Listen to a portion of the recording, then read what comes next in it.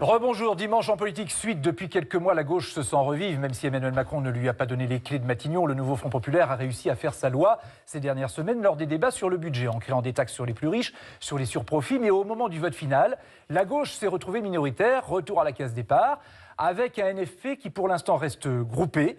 On va en parler avec l'invité de dimanche en politique, Jean-Luc Mélenchon, bonjour. Et la France insoumise, toujours au cœur des débats et du nouveau Front populaire. On essaye.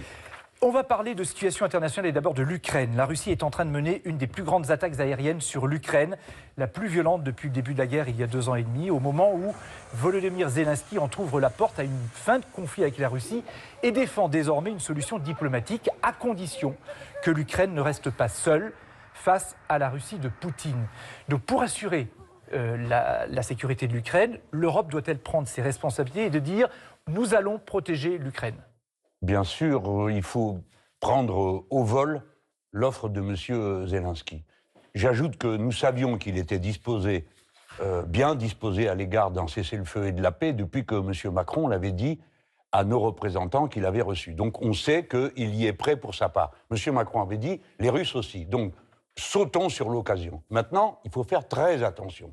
M. Zelensky évolue parce qu'il a le sentiment que M. Trump va lâcher l'Ukraine. Et moi, je crains depuis ce moment-là les gestes de dernière minute désespérés, c'est-à-dire les Russes en rajoutant pour augmenter leur avantage, ce qu'ils sont en train de faire, ou éventuellement les Ukrainiens se livrant à quelque chose de désespéré. Donc, il faut être très vigilant. Et comme les Allemands ont dit qu'ils voulaient obtenir immédiatement de M. Poutine une négociation, je crois qu'aujourd'hui, le meilleur et le pire sont présents sur la table. Les Français doivent se précipiter pour proposer 1, cessez-le-feu, 2, démilitarisation des zones où il y a les centrales nucléaires, et 3, s'il le faut, les Européens mettront des casques bleus ou ce qu'ils veulent pour garantir la frontière. Mais, je termine juste là-dessus, pas d'accord possible si on ne demande pas aux populations concernées par un accord leurs sentiments. C'est-à-dire un vote des Ukrainiens, vous voulez dire des Ukrainiens, des endroits où les uns ou les autres diraient on lâche prise. Si le Donbass doit être sous contrôle russe, il faut demander aux gens qui habitent là s'ils sont d'accord ou pas. Et si c'est non, il faudra dire aux Russes, vous devez accepter la condition que la parole souveraine, c'est celle du peuple. C'est pas la force. Nous, les Français, nous avons été envahis 4 fois. Par conséquent, nous n'avons aucune sympathie pour les envahisseurs. Et donc, nous ne sommes pas pour qu'ils soient encouragés à recommencer je ne sais où en Europe. Le Moyen-Orient. Depuis 2 mois, Israël mène la guerre contre le Hezbollah au Liban et bombarde des positions du mouvement dans le sud du pays. Encore la nuit dernière, c'était le cas. Le mouvement, c'est vous qui le dites. En plus des, vous allez pouvoir vous le dire, en plus des attaques à Gaza qui ont fait de nouveau des morts ces dernières heures et ponctuellement en Syrie. Qui peut arrêter Benyamin Netanyahou ? Le président des États-Unis, d'une part, il peut l'arrêter immédiatement en décidant qu'il ne fournit plus d'armes. Deuxièmement, vous avez confiance en Donald Trump sur cette histoire, par exemple ?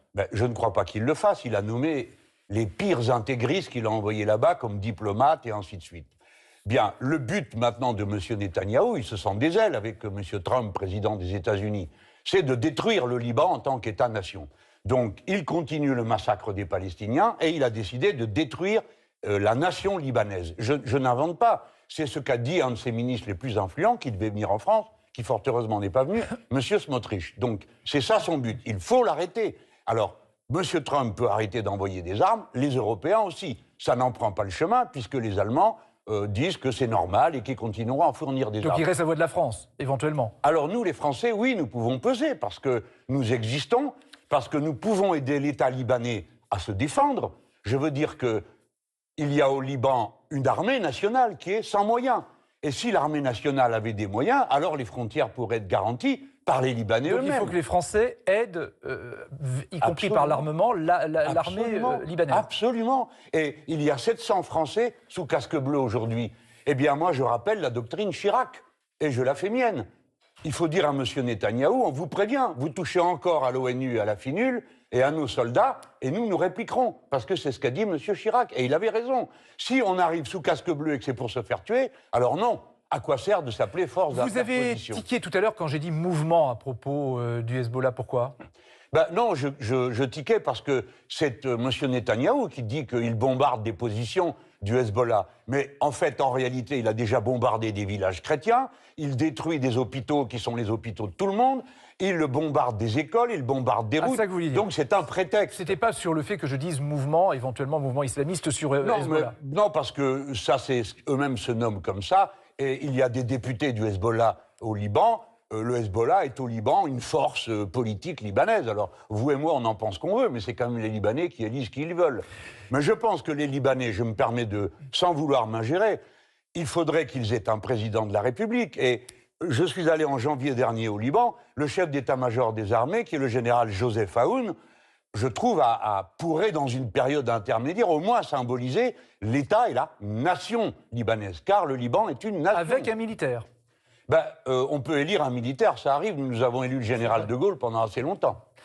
On va revenir en France. Les retraités seront augmentés en janvier, mais seulement en partie. Mais le gouvernement maintient sa ligne, faire des économies en 2025. L'Assemblée n'ayant pas adopté la première partie du projet de loi de finances pour 2025, l'ensemble du projet de loi est considéré comme rejeté. L'examen du texte au Sénat se verra alimenté par un certain nombre d'amendements du gouvernement qui seront issus d'adoption d'amendements ici à l'Assemblée nationale. Et qu'il est important que ces débats n'aient pas servi à rien. Tout le choix que nous avons à faire dans un débat budgétaire, c'est de savoir sur qui pèse la dette, les charges et qui fait tourner les services publics. C'est qu'à chaque fois, l'argent qui n'est pas trouvé sur les entreprises, il sera trouvé sur les malades, sur les chômeurs, sur les retraités. Il est important que les Français, notamment les retraités, ne payent pas les pots cassés des déficits qui ont été accumulés. Notre demande est qu'il puisse y avoir une revalorisation des retraites à compter du 1er janvier et un bouclier anti-inflation pour les retraites les plus modestes. Il y a, Monsieur le Président Wauquiez, de bonnes idées partout.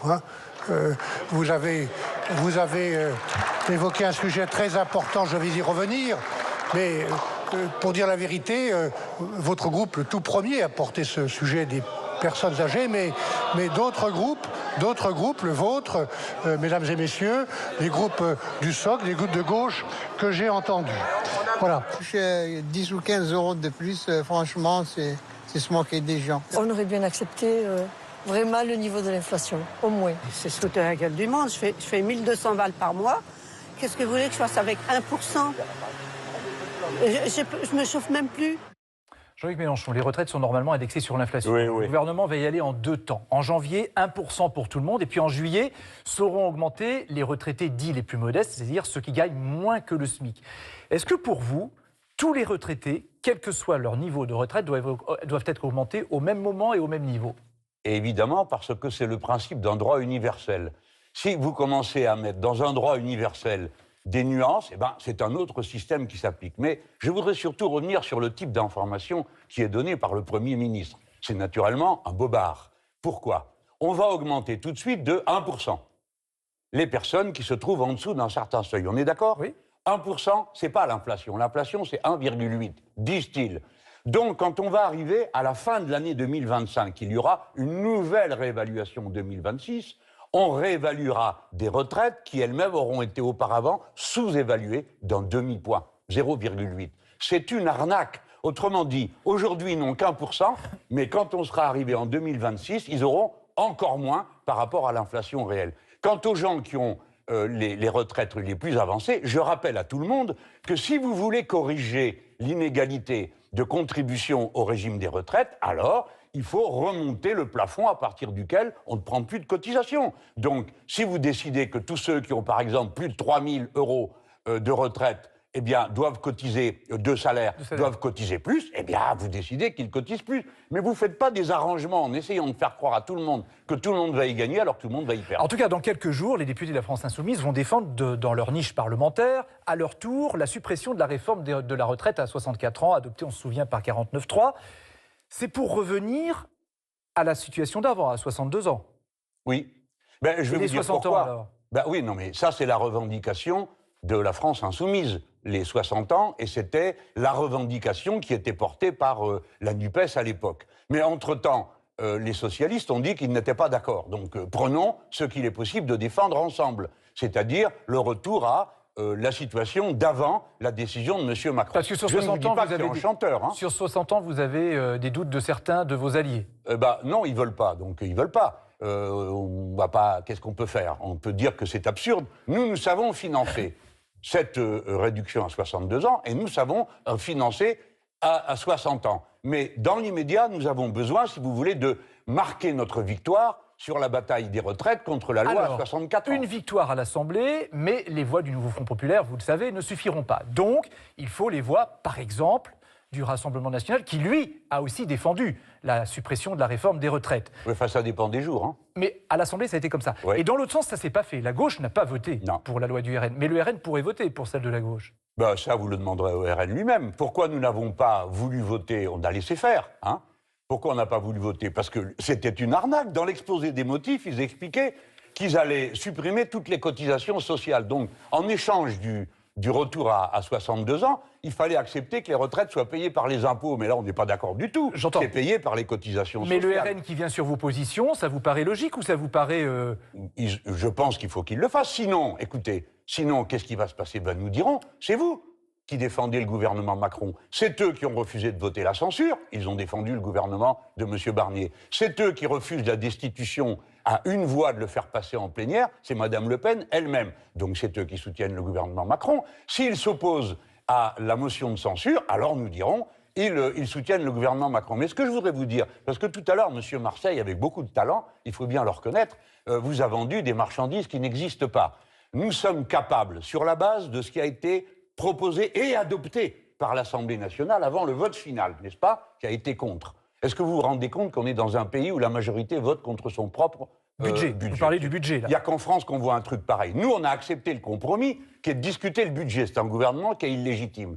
Nous avons, par les tâches que nous avons proposées et fait voter sur les grandes fortunes, les grandes entreprises, réussi à ramener le niveau de recettes au point, écoutez-moi bien, que si on appliquait notre plan, premièrement, le problème des collectivités locales est réglé, mais surtout, nous ramenons le déficit en dessous de 3%. C'est nous qui avons fait ça. Je termine d'un mot. On m'a cherché les poux dans la tête parce que, paraît-il, mon plan au présidentiel créerait 100 milliards de dettes. Eux, ils ont créé 1000 milliards de dettes. Et c'est nous qui rétablissons l'équilibre des comptes. Voilà la démonstration qui a été faite. Alors la démonstration, elle a été faite comme ça, politiquement. Mais l'autre démonstration qui a été faite, c'est que le nouveau Front Populaire n'a pas de majorité pour faire passer ça. Et donc, vous pourrez toujours présenter des plans, ça ne passera jamais. Alors, quand déduisez-vous que nous devons partir et abandonner l'Assemblée nationale? Non, pas du tout. Non, mais vous vous rendez... Je me mets à votre place, pour le coup. Je me dis... on l'occupe très bien. Moi, je ne me mets pas à la vôtre, donc vous ne mettez pas à la mienne. Est-ce que c'est pas en vain? Voilà. Bon, ok, vous avez une victoire, mais symbolique. Pardon, monsieur, symbolique. Je vous estime beaucoup, monsieur Le Tellier, mais il y a chez tous les journalistes un fond anti-parlementaire qui m'inquiète. Donc, ça ne sert à rien de discuter, ça ne sert à rien d'amender, ça ne sert à rien de voter. C'est une victoire symbolique, quoi. Mais non, ce n'est pas symbolique. Nous venons de faire une démonstration. La politique, monsieur Le Tellier, ce n'est que ça, un immense cours d'éducation populaire. Les gens viennent de voir un gouvernement décider de supprimer 5 milliards dans les collectivités locales, puisque vous venez d'en parler il y a un instant, de supprimer toutes sortes de choses. Et ils nous voient, nous, capables de rétablir l'équilibre, de remettre les comptes d'aplomb et surtout, à la fois, de commencer à payer la dette, mais surtout de commencer à financer la réparation de la dette écologique. Quand je vous entends... Donc les Français vont se dire, la prochaine fois, peut-être qu'il vaut mieux voter pour un insoumis que pour un ne sait pas le toquer. Quand je vous entends, vous dites, il faut le débat à l'Assemblée nationale. Michel Barnier, lui, il a dit, je vais laisser courir le débat en menaçant de 49.3 en toute dernière limite, mais il laisse faire le débat. Voilà. Alors, c'est plutôt donc, une bonne méthode. Nous, quand nous votons, c'est une posture. Lui, quand il laisse faire le débat pour empêcher le vote, écoutez, il fait ce qu'il veut, c'est lui qui gouverne. Si c'était moi, ou si c'était quelqu'un du NFP, c'est-à-dire Mme Lucie Castet, dont je veux rappeler ici solennellement qu'elle reste notre candidate. M. Barnier, son gouvernement va tomber entre le 15 et le 21 décembre de cette année, et donc après, il faudra à nouveau choisir un Premier ministre, jusqu'à ce que le président de la République finisse par s'en aller, comprenant que seul son départ permet donc Lucie Castet reste, vous le dites clairement, votre candidate à l'opinion. C'est la position des Insoumis. C'est pas la position des socialistes. Oui, mais ça et je ne sais pas très bien ce que pensent les Verts. Mais enfin, on a passé des heures à discuter de ça. On ne va pas recommencer à chaque fois qu'il y a un changement de gouvernement. Je voudrais qu'on en vienne à l'affaire des assistants parlementaires européens du Front National. Les juges demandent jusqu'à 5 ans de prison, dont 2 fermes, et 5 ans d'inéligibilité à la compte de Marine Le Pen. Dans un tweet, vous avez écrit en une phrase, il y a un doute sur l'action de la justice dans le champ politique. Qu'est-ce que vous avez voulu dire? Alors, vous savez que j'ai un diplôme universitaire d'études de lettres, c'est-à-dire Bac+2 et une licence. Donc je pense m'exprimer dans un français suffisamment clair pour être compris, y compris... La phrase, on la comprend, mais ça veut dire quoi? Mais c'est pas... Ça que veut la dire justice intervient trop en politique? Il y a dans le monde, lisez ma phrase, si je mets le monde, c'est parce que je veux donner une indication. Nous, les insoumis, nous tenons le même discours sur le droit, qu'on soit en France ou ailleurs dans le monde. Partout ailleurs dans le monde où la justice essaye d'empêcher l'élection d'opposants, nous demandons qu'on n'applique jamais cette peine sans que toutes les voies de recours soient épuisées. Qu'est-ce que c'est une voie de recours? Donc ce qui vaut pour ça... C'est le droit de demander, le droit de faire appel. Donc ça vaut pour Marine Le Pen? Mais, bien sûr, et je vais dire pourquoi ça ne change pas non plus à la tête du client. Madame Le Pen est un adversaire politique total pour nous. Elle a une peine, je vais caricaturer pour qu'on comprenne vite. On lui dit, madame, vous avez volé une orange. Moi, j'en sais rien, c'est le juge qui le dit. Bien. Alors, vous êtes condamné, premièrement, à planter 2 orangers, deuxièmement, on vous coupe la main pour que vous ne recommenciez pas à voler. Alors, mais on lui dit, madame, pour les 2 orangers à replanter, vous avez le droit de faire appel, mais on vous coupe la main tout de suite. C'est absurde, c'est ce qu'on vient de décider. Dans tous les pays où il y a un état de droit, eh bien, toute peine doit pouvoir être placée en recours. Voilà. Et alors, j'ajoute, pour qu'on me comprenne bien, que je suis donc partisan du fait qu'on ne lui applique pas immédiatement et sans voie de recours l'inéligibilité, et après, que le jugement s'applique si les juges décident de l'appliquer, et elle fera les commentaires, et moi aussi, que j'estimerais nécessaire. Marine Le Pen, vous l'avez rappelé, est votre adversaire politique. Si elle ne se pouvait pas se présenter en 2027, ça changerait tout pour vous aussi, non? Je ne sais pas, pour nous, tout ça, même point. Pour vous, personnellement, parce que c'est votre adversaire politique depuis longtemps. Ouais, et vous avez toujours dit, je serai au final face à Marine Le Pen. Non, non, je n'ai pas dit ça. J'ai dit qu'à la fin, ça serait eux ou nous. Non, mais quand je dis nous, c'est pas moi. Nous, c'est collectif. Bon, eux, c'est Marine Le Pen. Eux, c'est Marine Le Pen. Vous avez repéré, là, je suis tout seul. Eux, c'est Marine Le Pen. Donc, ça changerait les plans. Ah ben oui, bien sûr. Ça changerait pour tout le monde. Mais honnêtement... je vous dis comme c'est, si c'est une élection anticipée, vous savez bien que c'est ça qui nous pend au nez. On va en parler tout à l'heure. Bah, ça va de soi. Alors, l'interdire d'être candidate, c'est une décision qui a un impact politique. Mais j'ajoute... Est-ce que vous regrettez, vous trouvez que la justice a trop d'impact politique? Mais attendez, le procureur a fait une réquisition. Bah, c'est son boulot. Donc il dit, il faut la condamner pour ci, pour là, etc. Puis après, c'est le juge qui reste juge. C'est pourquoi. Et le juge peut décider que la peine d'inéligibilité ne s'appliquera pas tout de suite. Voilà, il peut le décider. Et vous trouvez que ce serait... Mais moi, je trouve que ça serait plus normal, et je vais vous dire, en cohérence avec ce que je dis dans tous les autres domaines sur le droit, je ne crois pas aux peines automatiques. J'ai le droit. C'est pas parce qu'on a voté à l'Assemblée nationale une fois une peine automatique, nous n'avions à l'époque aucun député insoumis. C'était M. Sapin qui a fait ça. Je n'y crois pas, parce que ça s'appelle la peine plancher. Alors, monsieur Letellier, je vais vous dire, si vous acceptez le principe des peines planchers, vous pouvez faire des économies et virer tous les juges. Parce que ChatGPT fera le boulot. Il dira, ah, elle a volé une orange, c'est marqué dans le truc, on lui coupe la main. On parlait de 2027. Une campagne, ça se prépare, dès maintenant probablement, en sillonnant les routes de France. On n'avait pas l'habitude de le voir ainsi, Jean-Luc Mélenchon, déposant une gerbe au monument aux morts.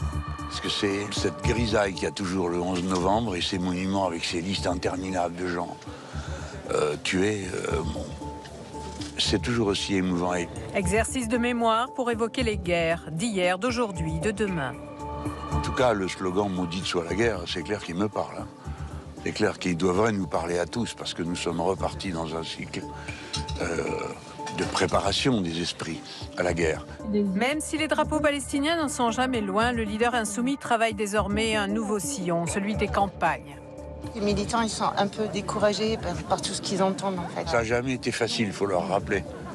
Ça a toujours été difficile de tenir tête, de ramer à contre-courant. La parole est à Nouvelle stratégie aussi pour les 71 députés insoumis à l'Assemblée nationale qui calment le jeu du bruit et de la fureur. Des postes à responsabilité leur reviennent. Éric Coquerel préside la commission des finances et Aurélie Trouvé celle des affaires économiques.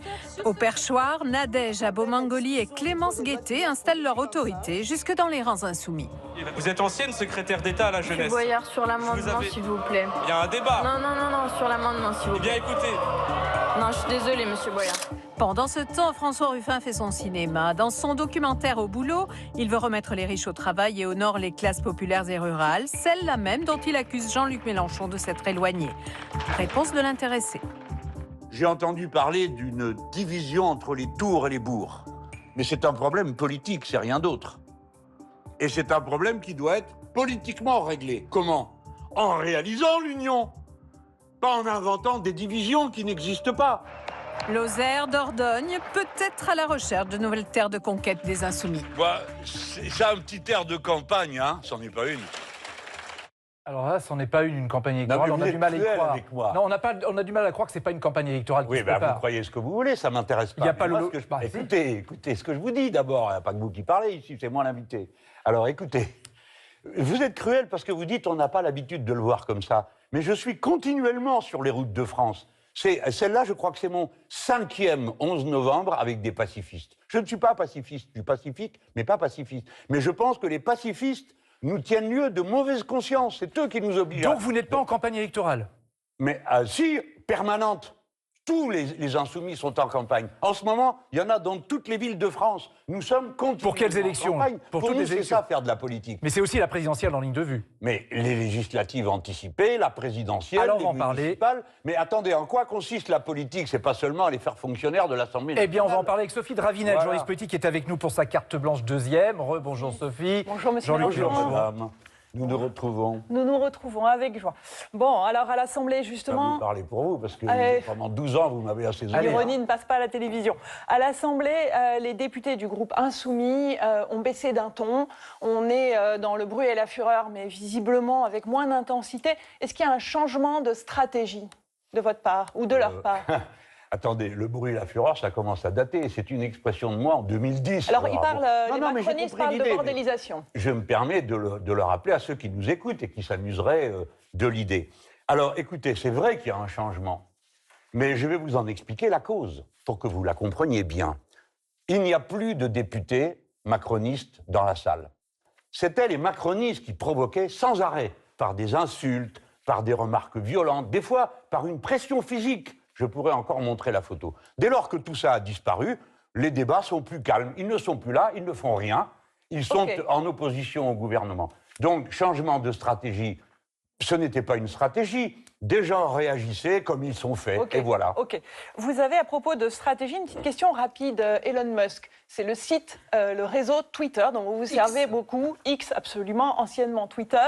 Est-ce que vous envisageriez de quitter dans votre communication, votre stratégie du parti, du mouvement, de quitter Twitter, de quitter X? On n'en a pas parlé, on verra, mais moi je suis... étant très proche de Donald Trump. Moi je suis sur la ligne, on va partout, parce qu'il n'y en a pas un meilleur que l'autre. Même Des si fois, c'est oui, de la je vérifie, désinformation preuve, hein. Pardon? Même si c'est un site marqué par de la désinformation, on est proche de Donald Trump. Bah, si on doit fermer les sites marqués par de la désinformation, on peut supprimer la moitié de la télé publique et les 3/4 des télés privées. C'est normal que les gens soient engagés. Bon, lui, il est engagé, bon, ben voilà. Sauf que son réseau me permet d'afficher instantanément à 2 800 000 personnes, madame. Évidemment. Le jour où vous me proposerez l'équivalent, je veux bien commencer la discussion. Ok. Alors, on revient à l'Assemblée. Les députés vont de nouveau lancer le débat sur la destitution d'Emmanuel Macron. Absolument, les députés insoumis. Et vous nous dites, elle pend au nez, elle nous pend au nez. Mais est-ce que vous allez être suivi par la gauche? Et comment est-ce que vous pourriez y arriver, si c'est votre objectif? D'abord, on a fait la démonstration. D'abord, commençons par une question simple. Il n'y a pas de majorité et on ne peut pas revoter avant juin ou juillet prochain. Absolument. Vous voyez le résultat de la situation dans laquelle nous sommes. Si nous voulons qu'il y ait des élections générales en France, il n'y a aujourd'hui qu'une seule possibilité de le faire, c'est que le président de la République s'en aille, démissionne, et qu'il y ait une nouvelle élection présidentielle. Comment? Alors, mais c'est très simple, il prend un papier, il écrit « Je démissionne à partir de demain ». D'accord, mais comment vous Donc à pouvez le partir de pousser là, à la ça? Constitution prévoit que le nouveau président doit être élu entre 20 et 50 jours après. Donc la question est réglée. Et maintenant, ça c'est le premier aspect. Deuxième aspect, nous ne pouvons pas, nous, avoir dit « c'est un coup de force ». Parce que c'est la gauche qui a la majorité, la minorité relative ou la majorité, appelez ça comme vous voulez. Et en même temps, on dit, on rentre chez nous, c'est un coup de force, mais on s'en fout. Non, il faut être sérieux. Si c'est un coup de force, alors nous avons le devoir de demander la destitution. Sur la destitution, est-ce que vous êtes sûr que toute la gauche vous suit là-dessus? Tout le nouveau Front Populaire? Écoutez, pourquoi ne le ferait-il pas? Parce qu'ils ne l'ont pas fait la première fois. Mais la première fois, si. Quelque chose vous aura échappé. Ils ont voté pour au bureau de l'Assemblée, alors que toute la presse disait que ça ne passerait pas là-bas. Ensuite, ils ont voté pour à l'intérieur de la commission des lois, alors que tout le monde est. Et enfin, quand on est arrivé au niveau du bureau de la conférence des présidents, ils ont tous voté pour, sauf Mme Le Pen, grâce à qui M. Macron a été sauvé à une voix. Là, vous pensez que ça peut passer dans la niche parlementaire, la destitution de nouveau? Je vais vous résumer l'histoire de ma vie politique. Les seuls combats qu'on est sûr de perdre, c'est ceux qu'on ne mène pas. Vous vous préparez à la destitution d'Emmanuel Macron, à sa démission. Absolument. Dans ce cas-là, vous êtes candidat. Vous personnellement, M. Mélenchon, Pardon ? Vous personnellement, M. Mélenchon, vous vous y préparez comme moi, candidat compte tenu de mon rôle moral éminent à l'intérieur du mouvement Insoumis, bien sûr, je participe activement à la définition de la stratégie vous vous préparez et à à la une mise en œuvre des campagne moyens. Vous verrez, parce qu'il y a plein de cas différents. Je ne vais pas tourner autour du pot avec vous. On l'a toujours dit. Si c'est une élection qui a lieu là tout de suite, sans doute que je peux être incité à y aller. Si c'est en 2027, nous avons une relève suffisante. Entendu. Et nous pourrions... Alors, j'ai toujours dit, je souhaitais être remplacé. Mais vous faites tous comme si ce n'était pas le cas. Non. Avant 2027, il y a les municipales. De mars 2026, vous parliez du nouveau Front populaire, d'Union de la gauche. Est-ce que, sur le terrain, j'entends plutôt parler de campagne indépendante des Insoumis? Quelle est votre stratégie à vous? Je ne sais pas où vous avez entendu parler de campagne. Moi, ce dont j'ai entendu parler, à Montpellier, c'est des socialistes qui ne veulent pas d'insoumis dans les listes d'union. J'ai entendu parler de Verts qui n'en veulent pas. Et pour l'instant, tout ce qu'ont dit les insoumis, c'est qu'ils préféreraient qu'il y ait des listes d'union. Voyez-vous? Donc j'ai entendu exactement l'inverse de vous. Même à Marseille, à Montpellier, vous avez le sentiment? Mais c'est à moi que vous interrogez ou les autres? C'est à vous. moi? Oui. Je redis que nous souhaiterions des listes d'union. Mais il y a des tas d'endroits où ce n'est pas possible. Qui pourrait s'appeler Nouveau Front populaire.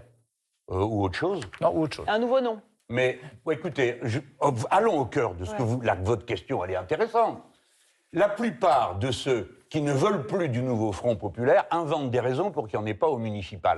Et dans un certain nombre de cas, quoi que dise Manuel Bompard, qui est notre coordinateur, ou les autres dirigeants, localement, ils n'en feront qu'à leur tête. Pourquoi? Parce que chez les Verts, c'est leur statut. Chez les socialistes, pareil. Par conséquent, Madame Hidalgo a déjà décidé qu'elle ne prendrait pas d'insoumis dans sa liste. Alors vous croyez qu'on va attendre sous sa fenêtre? Attendez, vous croyez qu'on va attendre sous sa fenêtre en jouant de la mandoline? Vous croyez qu'on va le faire avec M. Payan, qui nous traite si mal à Marseille?